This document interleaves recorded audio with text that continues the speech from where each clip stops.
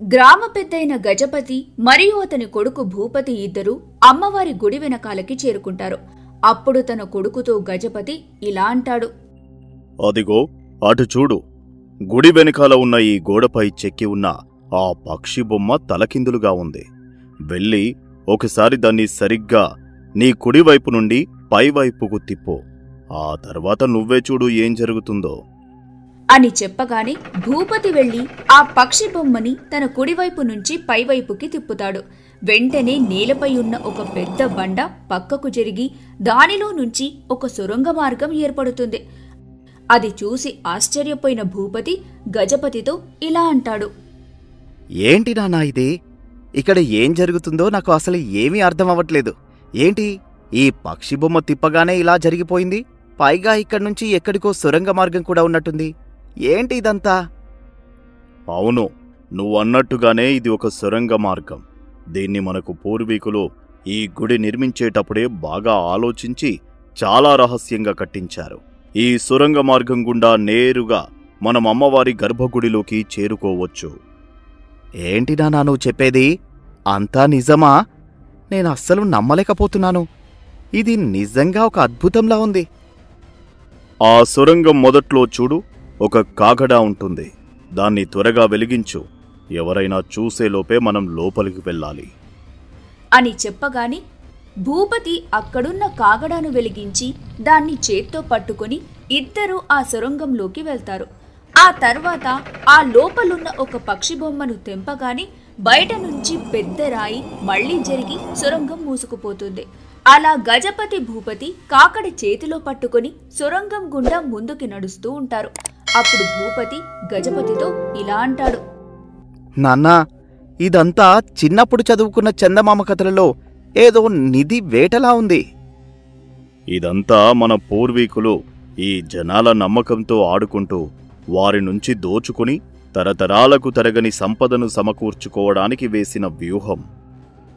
అది సరే కాని నాన్నా, మన ఈ రహస్యం ఎవరైనా మూడో కంటి వారికి తెలిస్తే? అందుకే కదరా, మధ్యరాత్రి దాటిన తర్వాత ప్రజలెవరూ గుమ్మం దాటి ఇంటి బయటకు రాకూడదు, వస్తే భస్మం అయిపోతారనే నియమం పెట్టింది మనవాళ్ళు. కానీ ఆ నియమాన్ని మీరి ఎవరైనా పొరపాటున ఇంటి బయటకు వచ్చి మనల్ని చూస్తే అప్పుడు ఏంటి మన పరిస్థితి? దానికి ఒక పరిష్కారం ముందే ఆలోచించి పెట్టారురా వాళ్ళు. ఏంటి నాన్న ఆ పరిష్కారం? అది చాలా సులభం. వారిని మనమే హతమార్చి ఊరి బయట ఉన్న పాడుబడ్డ బావిలో వారి శవాలను పారేస్తాం. పైగా అక్కడ దయ్యాలు తిరుగుతూ ఉంటాయని పుకారు ఎలాగో మనకు కలిసి వచ్చింది. ఈ జనాలు దేవుడికి భయపడతారో లేదో కాని దయ్యం పేరు వినగానే వణికిపోతారు.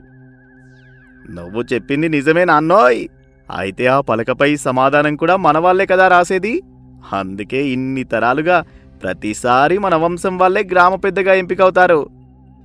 ఇప్పుడురా నా కొడుకు అనిపించుకున్నావు. ఇక పద, గుడిలోకి వెళ్ళి మనం చెప్పిన వాటికన్నిటికీ గొర్రెలా తల ఊపి అమ్మవారికి వాళ్ళు సమర్పించుకున్న ఆ బంగారమేదో మూట కట్టుకుని ఆ పలకపై సమాధానం రాసి ఇక్కడి నుంచి త్వరగా బయటపడదాం అని చెప్పి వాళ్ళిద్దరూ అమ్మవారి గర్భగుడిలోకి వెళ్లి ప్రజలందరూ అమ్మవారికి సమర్పించుకున్న బంగారాన్ని ఒక మూటలో కట్టుకుని ఆ పలకపై వచ్చిన సమాధానమేదో రాసేసి అక్కడ్నుంచి బయటకి వచ్చి వాళ్ల ఇంటికి వెళ్ళిపోతారు. వాళ్ల ఇంటికి చేరుకున్నాక ఇంటి వెనకాల పెరట్లో ఉన్న బావిలో ఆ బంగారం మూటని దాచిపెడతారు. ఇలా వీళ్ళు గ్రామ పెద్ద బాధ్యతని నిర్లక్షిస్తూ నిత్యం అమ్మవారి పేరుతో ప్రజల్ని మోసం చేసి అమాయకులైన ఊరి ప్రజలు కష్టపడి సంపాదించుకున్న వారి ధనాన్ని దోచేసి వారి సంపదను పెంచుకుంటుంటారు. అలా కొంతకాలం గడిచింది. ఒకరోజు సాయంత్రం సుబ్బడు తన పొలం పని ముగించుకొని ఆ ఊరి గ్రామ పెద్దయిన గజపతి ఇంటికి వెళ్లి ఇలా అంటాడు. అయ్యా, దండాలయ్యా. ఆ సుబ్బుడు, ఏంటిలా వచ్చావు? అయ్యా, మీ బాకీ తీర్చడానికి ఇంకొంచెం గడువు అడుగుదామని వచ్చానయ్యా. ఈసారి కూడా పెద్దగా వర్షాలేమీ లేక పంట సరిగ్గా పండలేదు. అమ్మవారికి ముడుపు చెల్లించిన ఏ పొరపాటు జరిగిందో అమ్మ నాపై దయ చూపలేదు. అందుకే ఇంకాస్త గడువిచ్చారంటే మీ బాకీ తప్పకుండా చెల్లించుకుంటాను. ఏంటి సుబ్బుడు నువ్వనేది? ఇప్పటికే చాలాసార్లు నీకు గడువు ఇచ్చాను. కాని ఇంతవరకు నువ్వు నా దగ్గర తీసుకున్న అప్పు అసలు కాదు కదా, వడ్డీ కూడా చెల్లించలేదు. నీ పొలమా ఇక పండేలా లేదు, మరి ఎలా చెల్లిస్తావు? ఏదో కూలో నాలో చేసి మీ అప్పు తీర్చేస్తానయ్యా, నన్ను నమ్మండి. ఇదంతా కాదు, తీసుకున్న అసలు వడ్డీ మొత్తం కలిపితే నీ పొలం ఖరీదు కంటే ఎక్కువే అయింది. అందుకే ఇక నుంచి ఈ పొలం నాకు సొంతం, దానిపై నీకే అధికారం లేదు. అయ్యా, అంత మాట అనకండయ్యా. నేను నా భార్య పిల్లలు అన్యాయమైపోతాం. మీరు అప్పిచ్చేటప్పుడు ఏమీ ఉండదని చెప్పారు, ఇప్పుడేమో వడ్డీ లెక్క పడుతున్నారు. ఇది మీకు న్యాయమేనా? ఏంటిరా, న్యాయమేదో అన్యాయమేదో నువ్వు నాకు నేర్పిస్తావా? మర్యాదగా ఈ పొలం నాకు రాసిచ్చినట్టు ఈ పత్రాలపై వేలిముద్ర వేసి వెళ్ళిపో, లేదా గ్రామ పెద్దయిన నా మాటకి ఎదురు తిరిగావని చెప్పి రేపు ఊరందరి మధ్య నిన్ను నీ కుటుంబాన్ని ఊరి నుంచి వెలివేస్తాను. అయ్యా, అంత పని చేయకండయ్యా, మీ కాళ్ళు పట్టుకుంటాను. ఏదో పొరపాటయింది, మీరు చెప్పినట్టుగానే చేస్తానయ్యా అని చెప్పి సుబ్బడు ఇక చేసేదేమీ లేక ఆ పత్రాలపై వేలిముద్ర వేసి అక్కడ్నుంచి వెళ్ళిపోతాడు. సుబ్బడు అక్కడ్నుండి వారి గుడి దగ్గరికి వస్తాడు. కాని అప్పటికే రాత్రవ్వటంతో అమ్మవారి గర్భగుడి తాళం వేసి ఉంటుంది. సుబ్బడు ఆ గుడి తలుపు దగ్గర కూర్చొని అమ్మవారితో ఇలా అంటాడు. అమ్మా, ఏంటమ్మా ఇలా చేశావు? నేను ఏ పాపం చేశానని నాకింత పెద్ద శిక్ష వేశావు? ఇప్పుడు నా కుటుంబ పరిస్థితి ఏంటి? నా భార్య పిల్లల్ని నేను ఎలా పోషించుకోవాలి? నాకున్న ఆ ఒక్క పొలాన్ని ఆ గ్రామ పెద్ద లాగేసుకున్నాడు. ఇప్పుడు నాకు ఏ దారి మిగల్లేదు. నేనేం చేయాలి? నా బతుకు నువ్వే ఏదో ఒక దారి చూపించమ్మా అని సుబ్బడు బోరున ఏడుస్తూ అక్కడే తన తలను నేలకు బాదుకుంటూ ఉంటాడు. అలా బాదుకొని కాసేపటికి స్పృహ తప్పి అక్కడే కింద పడిపోతాడు. చూస్తూ ఉండగానే అర్ధరాత్రవుతుంది. గజపతి అతని కొడుకు భూపతి ఇద్దరూ రోజూలాగానే ఆ గుడి వెనక్కి వస్తారు. అక్కడున్న ఆ పక్షి బొమ్మను తిప్పగానే ఆ పెద్ద బండరాయి పక్కకు జరిగి సొరంగ మార్గం తెరుచుకుంటుంది. ఆ శబ్దం అలికిడికి ఇటువైపు గర్భగుడి ముందు స్పృహ తప్పి పడున్న సుబ్బడికి మెలకువ వస్తుంది. అప్పుడు సుబ్బడు పైకి లేచి ఇలా అనుకుంటాడు. అరే, ఏంటి, నేను ఇక్కడే పడిపోయాను? ఏదో రాళ్ళు కదిలిన శబ్దం నాకు వినబడి మెలకువ వచ్చింది.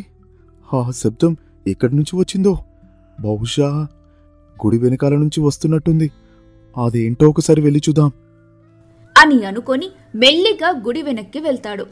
అక్కడికి వెళ్లగానే అక్కడున్న గజపతి భూపతి ఇద్దరూ సొరంగంలోకి వెళుతూ ఉండటం గమనిస్తాడు. అది చూసి తన మనసులో ఇలా అనుకుంటాడు. అరే, ఇదేదో వింతగా ఉందే. ఇక్కడొక స్వరంగ మార్గముందా? ఇది ఇంతవరకు ఎవరికీ తెలియదు. అయినా ఈ గ్రామ పెద్ద ఆయన కొడుకు ఇక్కడేం చేస్తున్నారు? వాళ్ళకి సొరంగ మార్గం ఎలా తెలుసు? అసలు ఈ సొరంగంలో ఏముంది? ఒకసారి మెల్లగా వాళ్ళకు కనపడకుండా వారి వెనకాల వెళ్ళి చూస్తాను అని అనుకొని సుబ్బడు వారిని అనుసరిస్తూ ఆ సొరంగంలోకి వెళ్తాడు. అలా వెళ్తూ వారిద్దరి సంభాషణ మొత్తం వింటాడు. ఆ తరువాత వాళ్లు గర్భగుడిలోకెళ్లి ఆ బంగారం మొత్తాన్ని మూటకట్టుకోవడం, ఆ పలక వెనక వైపు వీళ్లే పరిష్కారాన్ని రాయటం అంతా చూస్తాడు సుబ్బడు. వాళ్ళిద్దరూ తిరిగి వెళ్లేటప్పుడు సుబ్బడు మాత్రం వెళ్లకుండా విగ్రహం వెనకాలే దాగుంటాడు. వాళ్లక్కడ్నుంచి వెళ్లిపోయాక సుబ్బడు ఇలా అనుకుంటాడు. అమ్మా అమ్మా, ఎంత మోసం! ఇన్నాళ్ళుగా అమ్మవారి పేరు చెప్పి ఊరి వాళ్ళను మోసం చేస్తున్నారు వీళ్ళ వంశం వాళ్ళు. ఇదంతా ఎలాగైనా ఊరిలో వారందరికీ తెలిసేలా చేయాలి. అందుకే ఉదయం అయ్యే వరకు ఇక్కడే ఉండి ఉదయాన్నే పూజారి వచ్చి ఈ గర్భగుడి తలుపులు తెరవగానే అక్కడున్న వారందరికీ ఈ విషయం చెబుతాను అని అనుకొని అక్కడే ఉండిపోతాడు. ఉదయాన్నే పూజారి వచ్చి గర్భగుడి తలుపులు తెరవగానే పూజారి మరియు అమ్మవారి దర్శనానికి వచ్చిన ఊరి ప్రజలందరూ గర్భగుడిలో సుబ్బడిని చూసి ఆశ్చర్యపోతారు. అప్పుడు సుబ్బడు గర్భగుడిలో నుంచి బయటకి వచ్చి ఆ పూజారికి ఊరి వారందరికీ అక్కడ జరిగే అన్యాయమంతా వివరిస్తాడు. అలాగే వారందరినీ తీసుకెళ్లి గుడి వెనకాలున్న రహస్య సొరంగ మార్గాన్ని చూపిస్తాడు. అప్పుడు సుబ్బడి ద్వారా నిజం తెలుసుకున్న ఊరి ప్రజలందరూ కోపంతో ఆ గజపతి ఇంటిపై దాడి చేస్తారు. అక్కడ దొరికిన గజపతిని కొడుకు భూపతిని చెట్టుకు కట్టేసి చితకబాది వారిద్దరితో నిజాలన్నీ బయటకి కక్కిస్తారు. దాంతో చేసేదేమీ లేక గజపతి తన ఇంట్లో దాచిన ఆ బంగారాన్ని అలాగే ఇన్నాళ్లుగా ప్రజలను మోసం చేసి వాళ్ల దగ్గర బలవంతంగా రాయించుకున్న పొలం పత్రాలన్నింటినీ ప్రజలకు పంచేస్తారు. అప్పుడు ప్రజలందరూ గజపతి కుటుంబాన్ని ఆ ఊరి నుంచి పొలిమేర వరకు తరుముతూ వెళ్లి వారిని ఆ ఊరి నుంచి గెంటేస్తారు. ఆ తరువాత ఆ ఊరి రహస్యాన్ని ఛేదించి ప్రజలందరికీ తెలిసేలా చేసిన సుబ్బడిని వారి గ్రామ పెద్దగా ఎన్నుకుంటారు. అప్పటి నుంచి సుబ్బడు ప్రజలందరికీ ఎవరు ఏ కట్టుకథలు చెప్పినా నమ్మకూడదు, మన కళ్లతో మనం చూసి నిర్ణయం తీసుకోవాలని చెప్పి ఎంతో చక్కగా ఆ ఊరి గ్రామ పెద్దగా ఊరి వారందరి బాగోగులు చూసుకుంటూ ఉంటాడు.